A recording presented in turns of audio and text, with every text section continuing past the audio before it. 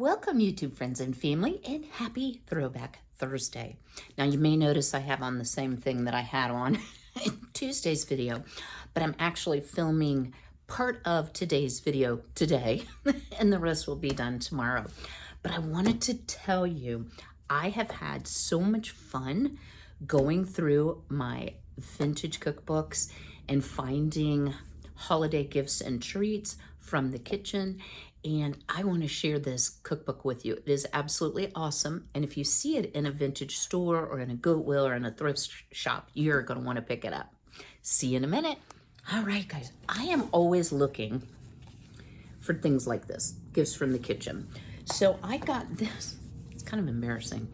I picked this up for 50 cents because it looks like, you know, like the 80s called with the country decor, and they would like their book back. But what I really liked is that it had a DVD that you could print your own labels, except that I don't really or a CD, that's what it's called. I don't really have one. So what can I say about this book? I thought it was 80s. It is not. It is 2011.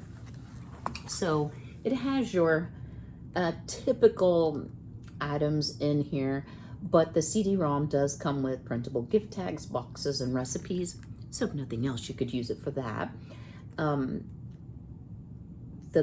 celebrated culinary artist Debbie Harmon shares hundreds of delicious recipes combined with creative and unique gift ideas for all occasions, from classic cookie mixes to scrumptious quick breads and savory soups. Your handcrafted creations are sure to delight, blah, blah, blah.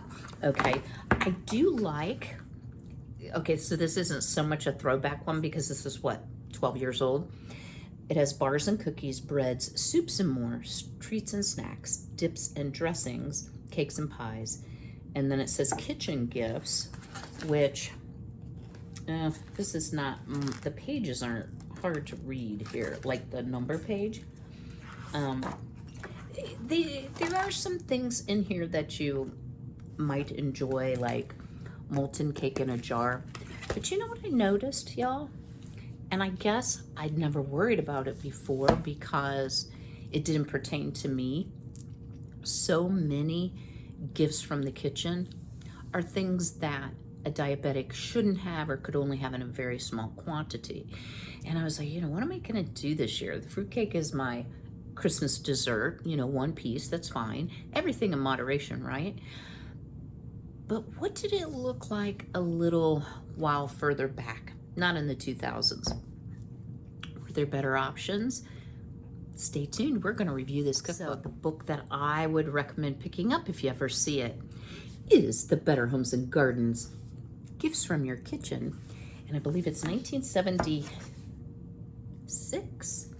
So it has 251 recipes for food gifts, ideas to make your gifts personal, tips on wrapping and safe mailing.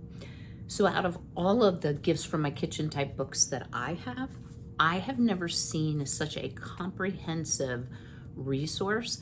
Lots of kind of out, you know, 70s might have called and they want some of their gift wrapping ideas back. But it says team homemade foods with attractive wrappings for eye-catching gifts, hundreds of recipes, blah, blah, blah, blah. What is more, there is a handy chart that tells how far ahead you can make and store foods, which ones are good mailers, and tips for keeping foods fresher. You don't find that in today's book, and I really liked it, but now y'all are gonna laugh a little bit.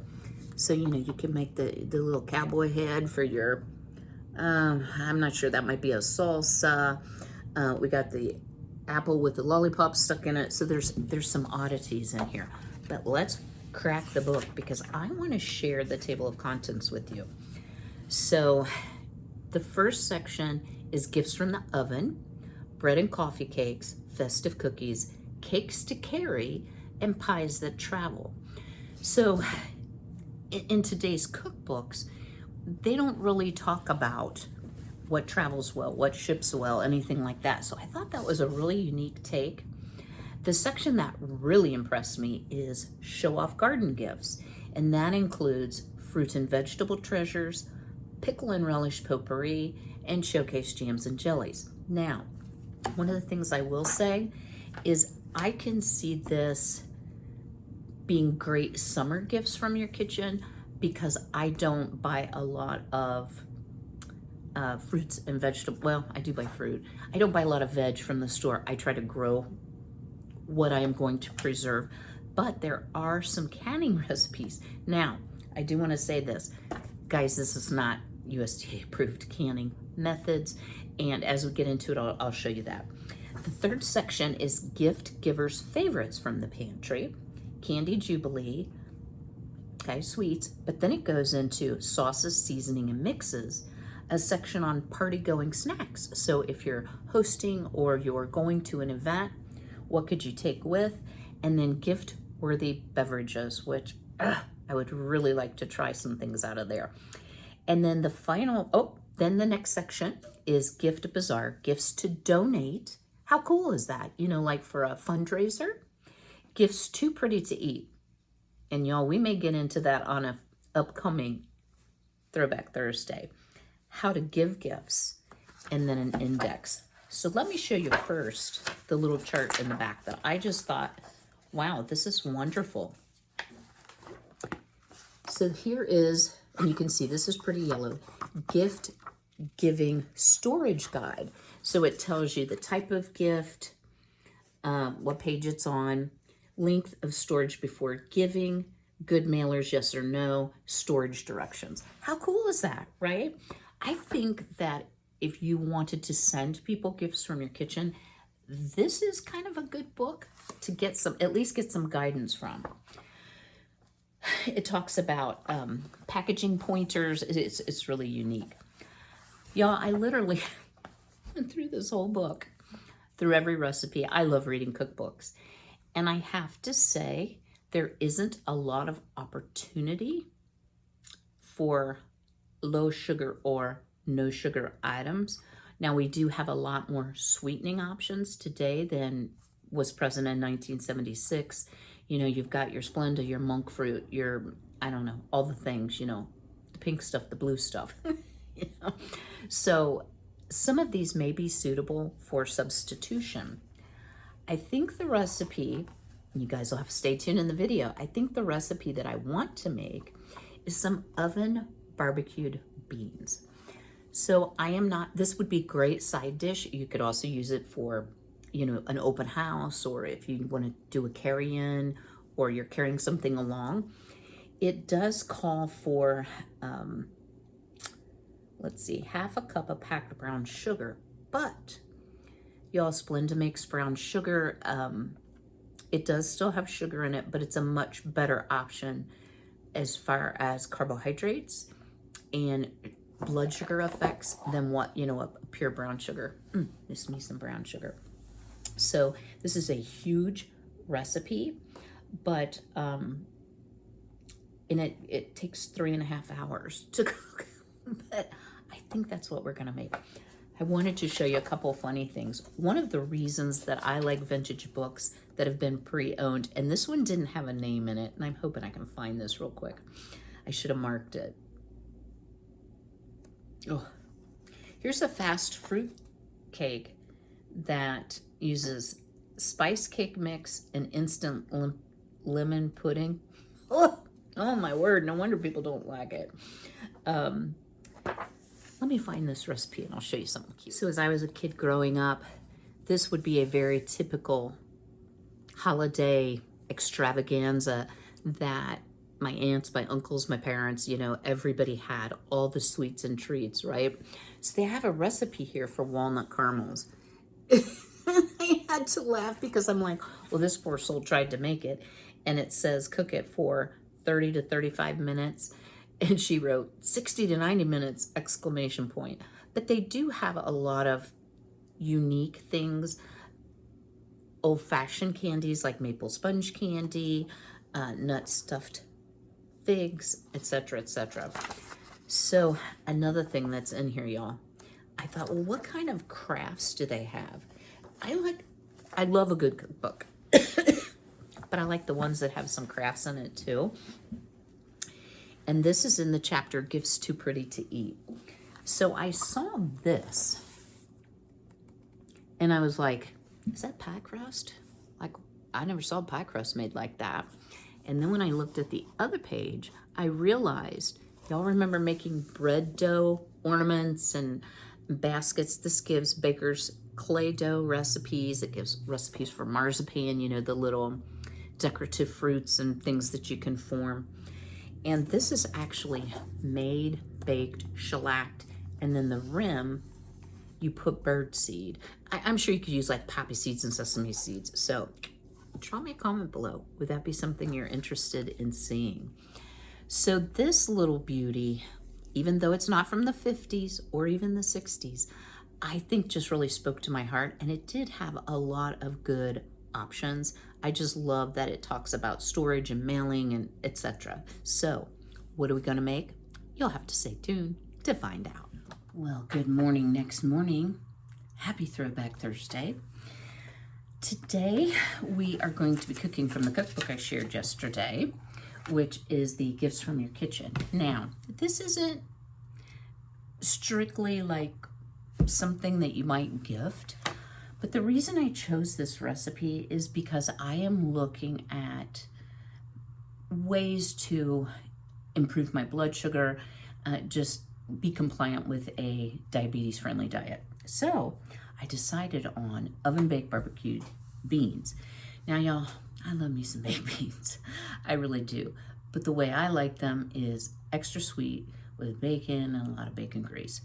But just because you can't have certain things does not mean that you have to be devoid of flavor, for sure. So these I'm going to call my all-day beans because I am just amazed at how long these take. So it is only 18 degrees this morning with a wind chill of 6.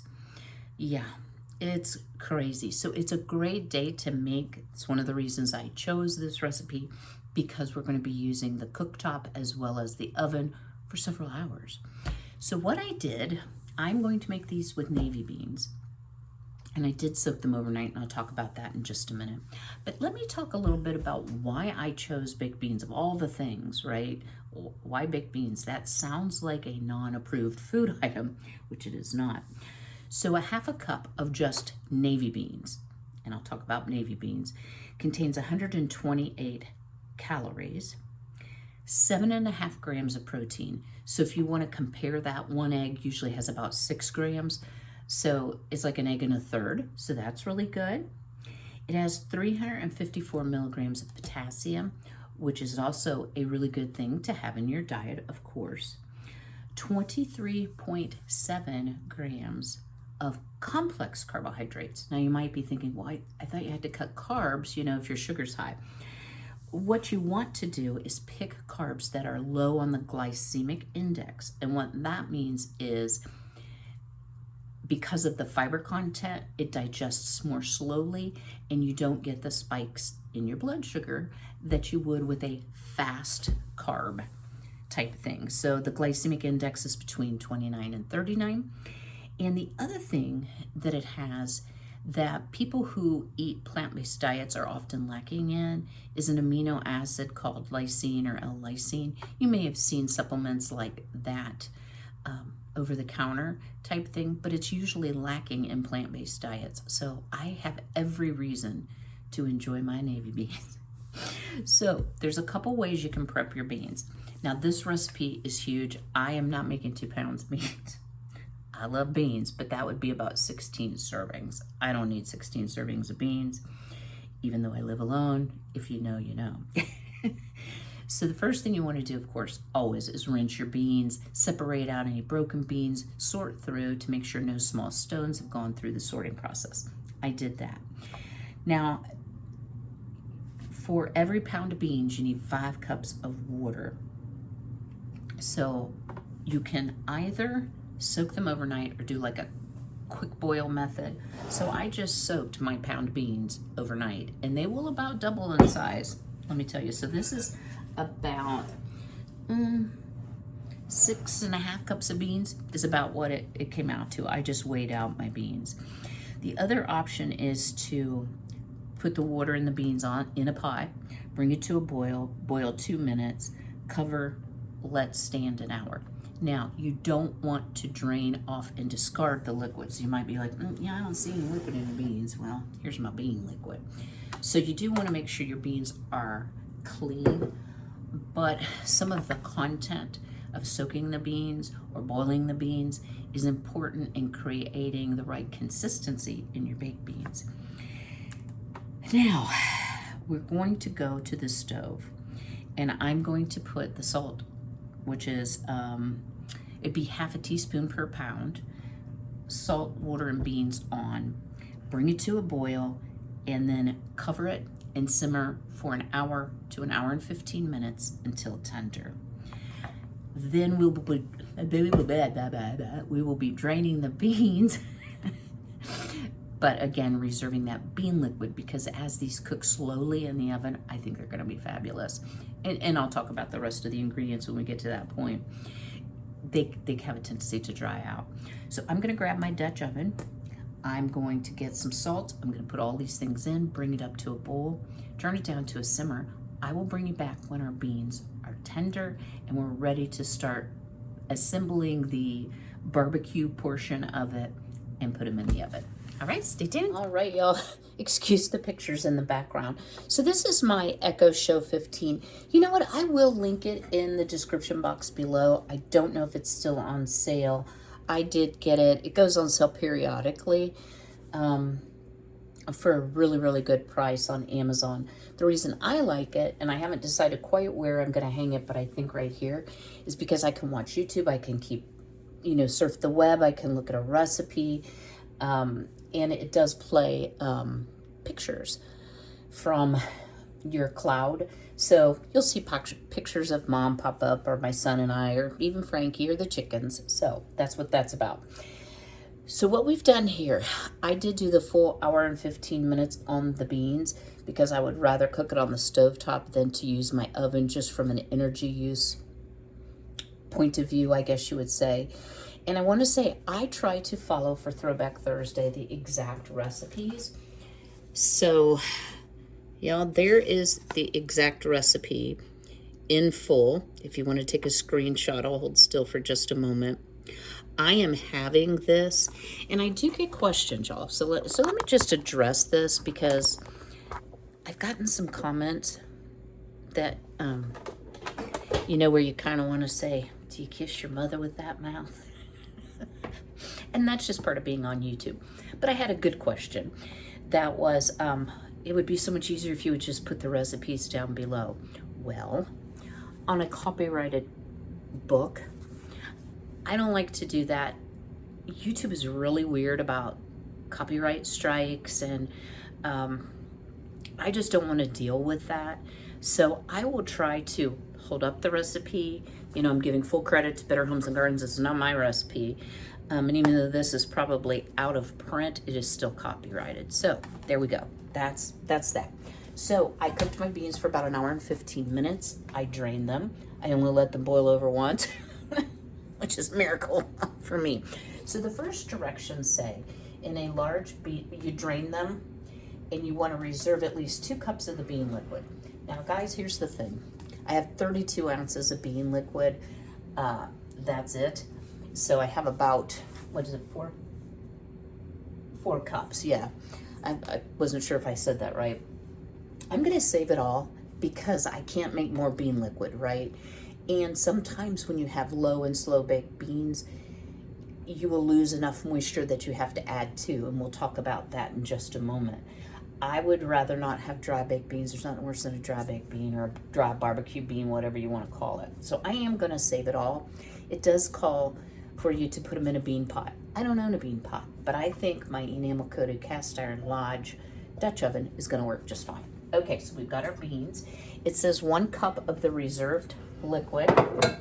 So let's do that. Well,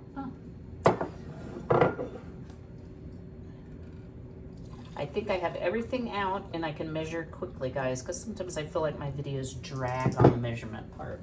Okay, so here's a cup of bean liquid. So that's gonna have a lot of good starch to make that yumminess. I love baked beans, or any kind of bean, really. Next, we're going to add tomato sauce. Now, what it calls for is one 15-ounce can of tomato sauce. So this is a pint, so it's 2 cups, 16 ounces. This is my homemade tomato sauce that I did on a video late summer when we were in Tomato Palooza. So it does have some spices in it, but I think it's gonna be just fine. It's not super spicy. I think one thing I have learned just from the experience of canning all that tomato sauce is I might want to do more, oh guys, that smells so good, more plain sauce next year. Rather, you know, I like having, excuse my oven, I like having it on the shelf where I can just grab it, you know, dice up some mushrooms, or if you like meat in your sauces, and you know, it's like a convenience item without all the additives, preservatives, and I know my tomatoes are grown organically. So this does have a little bit of oregano in it, so it's got a little bit of a spaghetti sauce smell. I think it's gonna be just fine, but you could use plain. Next, it calls for 1 onion and half a cup of chopped green pepper. And I will tell you all, when I was getting the ingredients together for this, I was like, you know, I am so grateful that at the end of season, I went ahead and if there was 1 pepper at a time, I chopped it, I froze it. Excuse me, that has come in. Y'all, pardon my hiccups. I'm still dealing with a few side effects, so you see me hiccup, and that's what it's all about. So I think the green pepper is gonna add a nice little something, something. And I have not traditionally loved growing green peppers because I do not like them dehydrated, and frankly, I don't like them freeze-dried. The skin gets really tough. So yeah, this is a good option, just freeze them. Okay, next ingredients. It calls for, the full recipe is 1/4 cup of vinegar, 1/8 of a cup is 2 tablespoons, and it doesn't specify whether it's white vinegar, apple cider. I think you could use anything you want, whatever flavor profile you like. I love some balsamic vinegar. And, you know, looking at this from a blood sugar's point of view, there is a lot more calories in, well, not a lot more. Okay, there's 15 calories per tablespoon. It does have 3 grams of sugar because balsamic vinegar has grape must and wine vinegar mixed together. But it imparts such a deep, rich flavor. I think it's gonna be perfect. And since we're trying to lower the sugars, the like plain sugar, I think it's gonna be a great option. Okay, so 2 tablespoons of that. If you're concerned about that sugar level, my second pick would probably be either a red wine. Sounds like I've been drinking some red wine, or some apple cider. All right, next ingredient calls for a tablespoon of Worcestershire. And again, this is the half batch recipe that I'm relaying. And you know, another thing that the Echo Show will do, because it's connected to Alexa, you can keep your, look at her, she said, what do you want? It keeps your calendar. You can have it right there. Okay, thank you. Alexa, stop. It keeps your grocery list. So I'm gonna add a tablespoon of Worcestershire. So as I'm cooking right here in the kitchen, I just have been adding things to the list. If I'm meal planning, I can add it to a separate list. It is so nice. This has been a real game changer for me. Okay, next ingredient is a tablespoon of prepared mustard, which I have added to the list along with the Worcestershire. And y'all, I'm just gonna, well, okay. I don't need to measure it. I can have all that. Okay. If you like it more mustardy, I would say add more mustard. And then it says a 1/4 teaspoon of bottled hot sauce for the double batch. So be 1/8 of a teaspoon, like just bless it with a little hot sauce. Yeah, that's not how we roll in this house. Ooh, that's thickened up. So our hot sauce we made yesterday, I don't want to blow it up. That's probably enough because guys, I'm pretty hot. Now, I skipped over the sweetener. We're going to add that last. One of the challenges, if you have blood sugar problems, is how an ingredient causes your blood sugar to spike up. Those spikes are what can be dangerous. That's why beans are good, because they have a low glycemic index. In other words, they're not going to spike your blood sugar. But I know that I don't want just savory beans. This would be more like a Boston baked bean. I want the sweetener in it. So I looked through. I have plain Splenda, you know, just like the cup for cup Splenda. I have Splenda brown sugar blend, which I love. It has, let's see, 4 grams of sugar per teaspoon. So this actually calls for a 1/4 cup. So that's gonna add up, guys. So I was like, what else do I have? And I can't answer this, and always check with your healthcare professional if you're on a diabetic diet. I'm going to try some raw blue agave, and there's a reason for this. If you notice, it looks like maple syrup. I tasted this, and it says it's 1.4 times sweeter than sugar. It's natural, it's non-GMO, it's organic. I bought this at Aldi. It was not cheap, but yet affordable. And the ingredients are organic agave nectar. It does have, per tablespoon, 15 grams of sugar. So this is going to have more grams of sugar than the Splenda brown sugar. Let me tell you what the exact difference measure for measure would be. I have to do some ciphering. Hold on. Quick before I forget my figures. The Splenda brown sugar is only going to give you 24 grams of sugar, where this is going to give you 60. Which is going to produce the better product? I think this will taste better. I did not account for the 1.4 times sweeter. I just said if I use this measure for measure, where with the Splenda you do cut it back. So what I'm going to do is I'm going to try the blue agave. From a taste standpoint, I think it's phenomenal, and I think it's going to give us the flavor profile that I'm looking for. Now, if sugar's not a concern to you, just add the brown sugar, right? So again, I'm going to need 4 tablespoons, which would be a 1/4 cup. And I think what I'm going to do is try 3, which will give us a little less sugar, a little more comparable. And it puts you in the mind of a consistency of like pancake syrup, not maple syrup. It's thicker than a maple syrup. So there's nothing in here. I mean, it's obviously not fully cooked, but there's nothing in here that's going to hurt to taste. So let's give it a taste. I did not add any more salt other than what we cooked the beans in. So get a tasting spoon and see if that is sweet enough. I'm just going to get a little bit of sauce. Wow,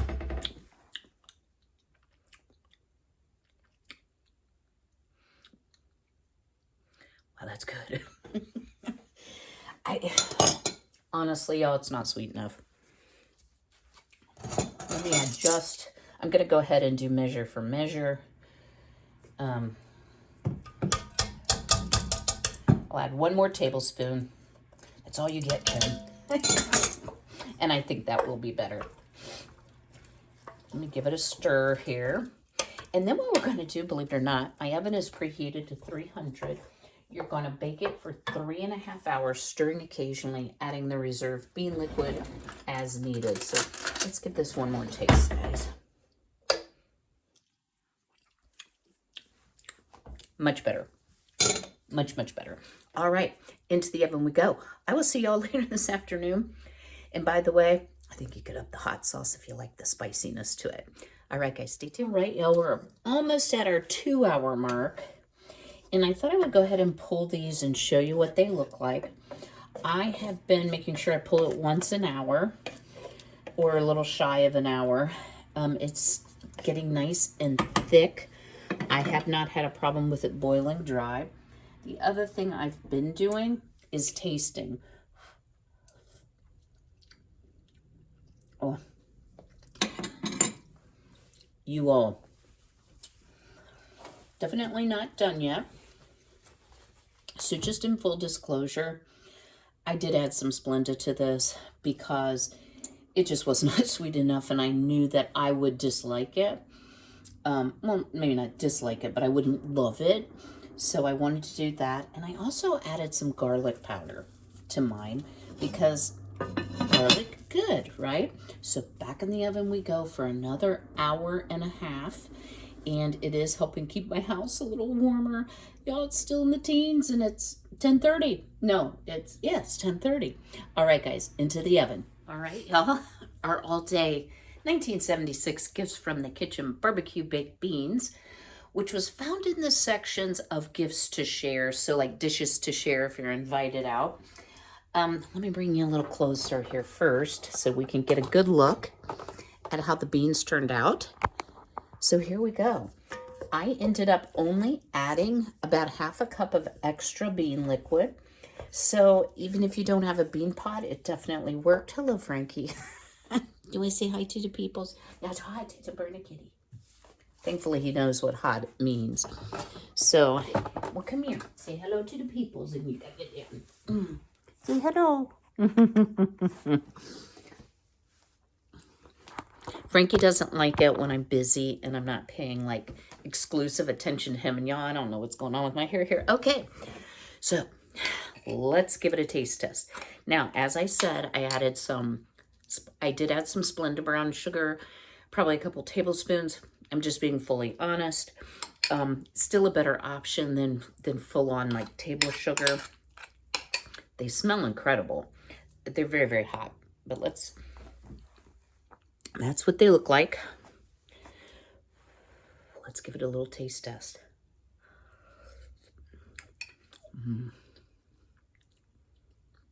Wow. Y'all, I do believe those are the best barbecue baked beans without like real sugar and bacon that I've ever made.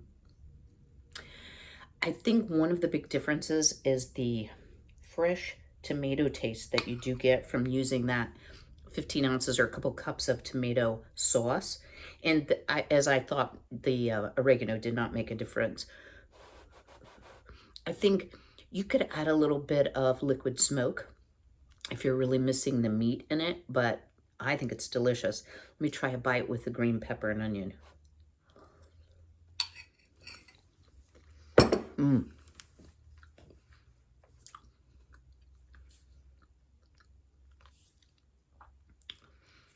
know, that's a winner. Now, what can I say? I think it did need garlic. That's just a personal thing. I think it did need more sweetener for what I would consider a traditional American baked type bean, even a baked barbecue bean, for it not to be quite so savory. But this is a great side dish, full meal. I'm not a great meat eater, so this is going to be great for me this day for lunch. I'm kind of excited to eat it. And the oven kept my house a little bit warmer. Y'all, it's still cold. I think it's now, it's up to 24. Wow. Right? But it's very windy today, so I kind of feel bad for the girls. But they're doing all right. They're chickens. They do all right. All right, guys. I will see you on, let me think, Saturday. And guess what tomorrow is, y'all? Tomorrow is the first day of December. In a way, this seems like the longest year ever. I do have to say that. It just, with family things going on. But then the end of the year seems to be moving really quick. I don't feel like I'm ready. But it will be something Christmas themed. So I do keep a weekly planner Tomorrow's my planning day, so I'm not sure exactly what we're going to do, but I can promise you it'll be fun. Do me a big favor if you haven't already. Go ahead and smash that like button. Drop me a comment below. Would you try some 1976 baked beans, the all-day beans, or barbecue beans? Or do you prefer the quick and easy, out of the can and into the microwave? I'd be very interested to hear if you have any tips or suggestions that would make this recipe better. I love navy beans. Navy beans is what you traditionally find in like a bean with bacon soup. So it's one of my favorite beans, but I don't think I've ever met a bean I didn't like. So, all right, guys, I will see you on Saturday, Lord willing. But until then, stay safe, be healthy, be well, and be blessed, and take care.